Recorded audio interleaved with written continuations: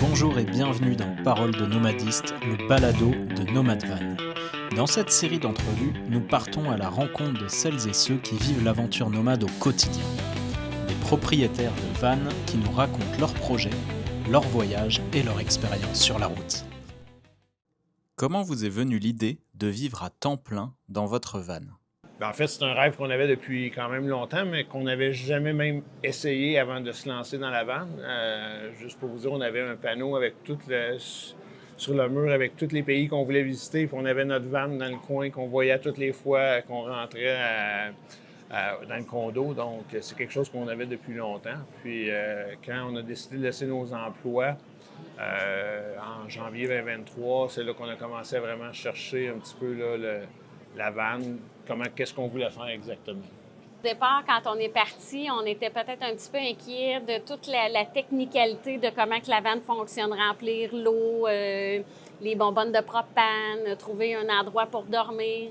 Puis finalement, on s'est rendu compte qu'il n'y a rien de compliqué là-dedans. Comment avez-vous découvert Nomad Van et qu'est-ce qui vous a donné envie de concrétiser votre projet? Bien, Eric avait fait un processus de répertorier les entreprises qui faisaient de la conversion de vannes. Et puis, on en avait sélectionné 3 que moi, j'ai appelés pour faire un premier contact.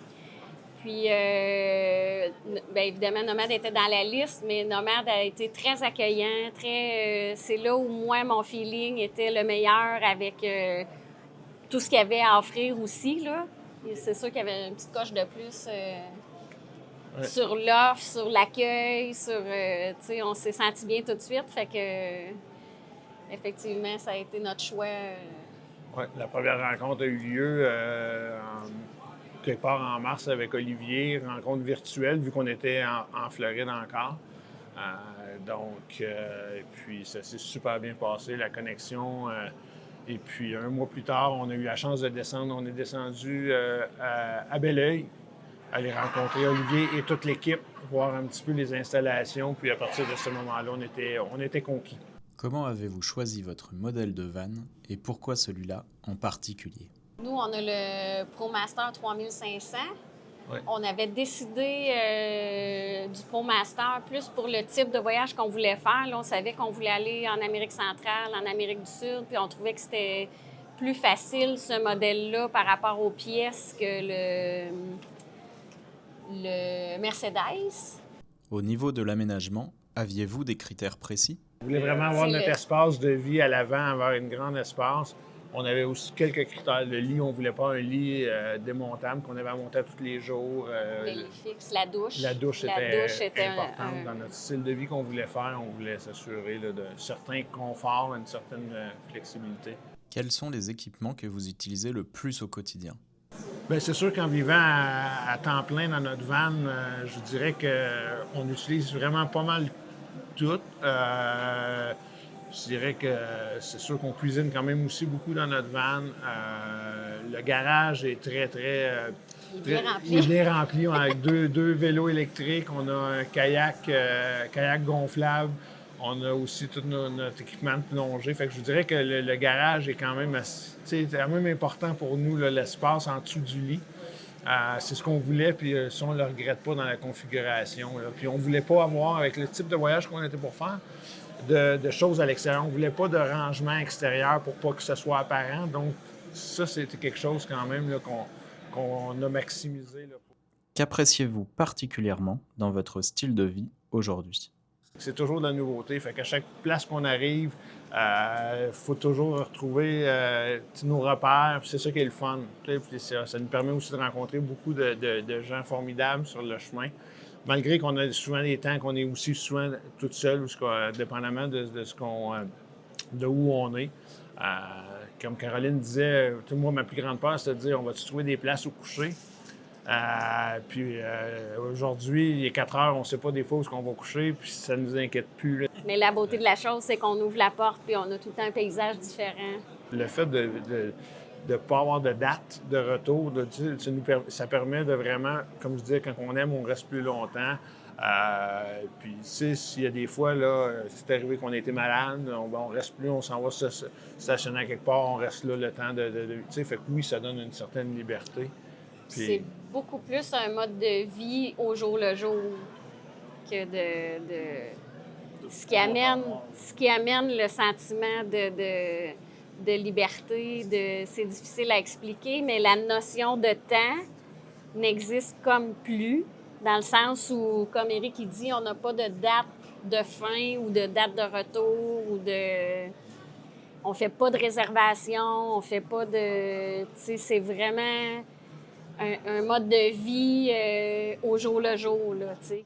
Est-ce que votre Nomad Van est vraiment adapté aux 4 saisons? Tout à fait. On a vécu du gel, on a vécu la saison des pluies au Mexique, Puis chaque fois, là, soit quand il fait trop chaud, la Max Fair avec la fenêtre ouverte, ou quelques fois on utilise l'air climatisé, mais puis quand il fait trop froid, on a le chauffage qui fonctionne très bien. Effectivement, c'est des 24 saisons. Et qu'en est-il de l'autonomie de votre Nomad Van? On a au-dessus de 300 watts de panneaux solaires, on a 2 batteries 200 ampères au lithium. Donc, puis on est capable de... S'il fait soleil, on est vraiment autonome. C'est sûr que là, on a maintenant le Starlink, qui se consomme peut-être un petit peu plus des fois. Puis au Mexique, bien, c'est sûr qu'on était souvent dans les campings où on avait l'électricité quand même, surtout qu'on a un chien qui voyage avec nous. Fait que quand on ne pouvait pas l'amener dans les activités, quand il faisait chaud, bien, de pouvoir se brancher, d'avoir l'air climatisé pour lui, tu sais, c'est... mais outre ça, absolument. Puis avec... au niveau de l'électricité, ça va bien. Au niveau de l'eau, la même chose.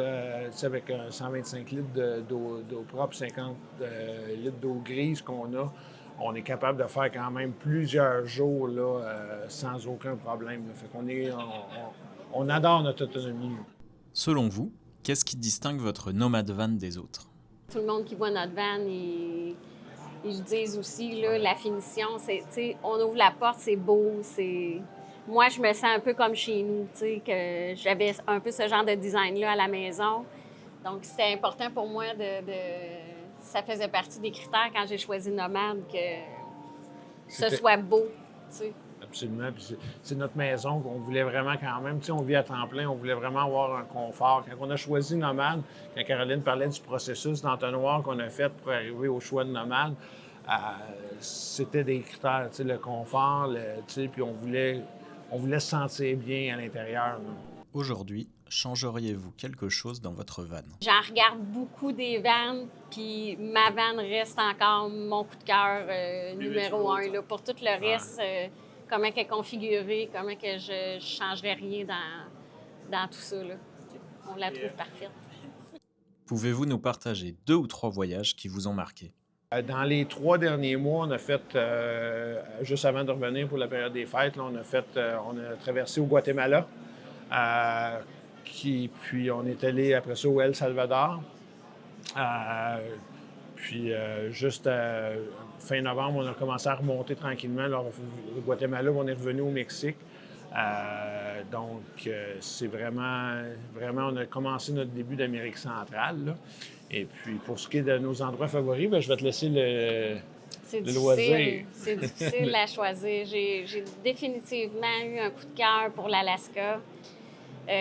On est aussi allé jusqu'à Tuktoyaktuk, au territoire du Nord-Ouest. Moi, j'ai eu un coup de cœur pour le peuple que j'aurais aimé avoir le temps de plus fraterniser avec les gens là-bas, d'avoir plus de temps, mais en tout cas, ce sera peut-être partie remise, mais on aime beaucoup interagir avec les différentes cultures qu'on croise, puis apprendre à connaître les gens des pays qu'on visite. C'est sûr que le Guatemala aussi, là, ça a été une expérience vraiment enrichissante. C'est difficile de nommer juste une réponse. Puis c'est sûr que il y a 2 fois, un mois à Guanajuato au Mexique, puis 1 mois à Antigua au Guatemala, on s'est stabilisé pour aller à l'école en espagnol. Fait que le temps de rester là un mois à la même place nous a permis vraiment aussi de découvrir des endroits fantastiques. Puis ça nous permettait vraiment là, de s'imprégner de la culture locale. Donc ça, pour moi, c'est aussi des moments privilégiés au niveau relationnel, pas nécessairement au niveau paysage, malgré que c'est deux très belles villes. Mais ça nous a permis de rencontrer des gens formidables, là, puis de les connaître un petit peu plus. Là. Quel conseil donneriez-vous à une personne qui souhaite acquérir un van? Comme tu dis, il y a une vanne pour chaque besoin, dépendant de ce que les gens veulent faire avec leur van. C'est un peu dans ce sens-là que je pense que les gens doivent se concentrer, d'essayer de répondre à leurs besoins. C'est une des choses que je pense qu'avec Nomad, ce qui est intéressant, c'est que on s'est fait challenger, on s'est fait poser beaucoup de questions justement pour essayer de définir nos besoins. Puis c'est correct, ça, il faut se faire challenger parce que c'est surtout quand tu es néophyte, tu connais pas ça. Puis tantôt, Caroline parlait de l'inverter, on savait pas. C'est des choses que faut vraiment que tu prennes au sérieux au départ. Puis je pense que quand tu es bien encadré, je pense qu'en partant, ça l'aide beaucoup. Avez-vous un dernier mot pour conclure? Bien, je profiterai de la tribune qui nous est offerte pour remercier l'équipe de Nomad. Oui, on a eu souvent Olivier qui était à l'avant-plan, mais on sait qu'il y a une équipe là, en arrière, Sonny et toute l'équipe qui nous a donné un support. Tu sais, pas juste à la conception, mais le service après-vente. Les services, moi, je suis pas très manuel, honnêtement. Puis, tu sais, Sonny a passé du temps avec moi pour m'expliquer des affaires. Puis même quand on était souvent à distance, il prenait le temps. Puis ça, je pense que ça n'a pas de prix. Tu sais, dans les choix de manufacturiers, c'est une autre chose qui fait qu'on ne regrette pas Nomad. Là. Le service VIP qu'on a après l'achat, ça y vaut pour beaucoup. Et merci à vous d'avoir écouté cet épisode de Parole de Nomadiste, le balado de Nomad Van. À très bientôt pour une nouvelle rencontre avec un nomadiste.